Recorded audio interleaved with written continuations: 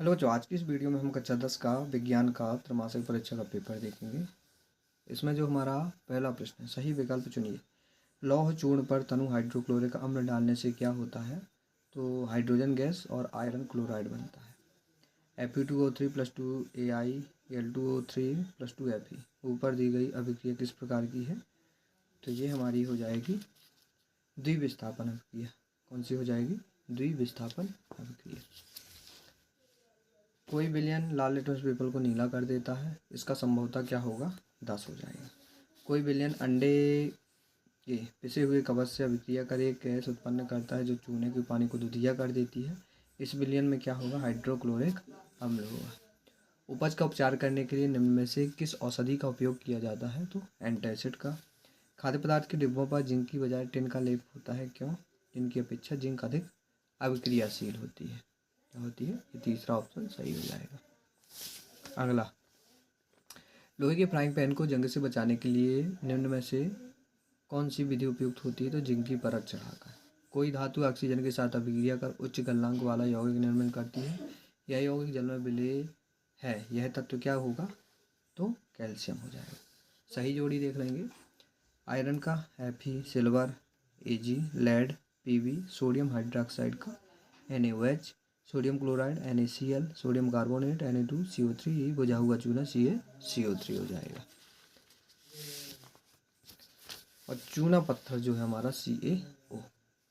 रिक्त स्थान देख लेंगे। मनुष्य के वृक्क उत्सर्जन तंत्र से संबंधित है। पादप में जल का वहन जाइलम द्वारा होता है। मनुष्य में उत्सर्जित उत्पाद विलेय नाइट्रोजन यौगिक के रूप में यूरिन द्वारा निकाले जाते हैं। क्लोरोफिल पत्ती के पोषक तत्व के लिए आवश्यक है। लेंस की क्षमता का SI मात्रक डायोप्टर है। प्रकाश सीधी रेखा में गमन करता प्रतीत होता है। निर्वात में प्रकाश ध्वनि की अत्यधिक चाल से गमन करता है। एक वाक्य में उत्तर है। किसी कार के अग्रदीप में प्रयुक्त दर्पण प्रकार अवतल दर्पण। दूसरी वाली का उत्तल लेंस हो जाएगा। तीसरा है, किसी दर्पण से आप चाहे कितनी भी दूरी पर खड़े हो, आपको प्रतिबिंब सदैव सीधा प्रतीत होता है, तो संभवतः कौन सा दर्पण होगा? समतल दर्पण होगा। मानव में वहन तंत्र के घटक का नाम रुधिर और लसिका है। पादप में फ्लोएम का कार्य भोजन का परिवहन है।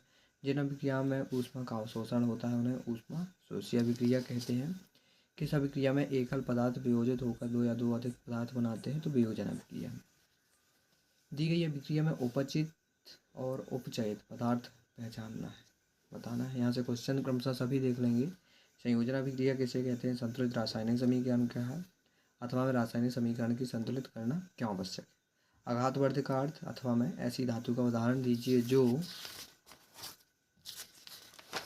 क्या कि ऊष्मा की सबसे अच्छी चालक हो, ऊष्मा की कुचालक। इसमें खनिज की परिभाषा बताना है। और अथवा में दो धातुओं के नाम लिखिए जो प्रकृति में मुक्त अवस्था में पाई जाती है। लोहे को जंग से बचाने के लिए दो तरीके। अथवा में ऑक्सीजन और सोडियम के लिए इलेक्ट्रॉन बिंदु संरचना।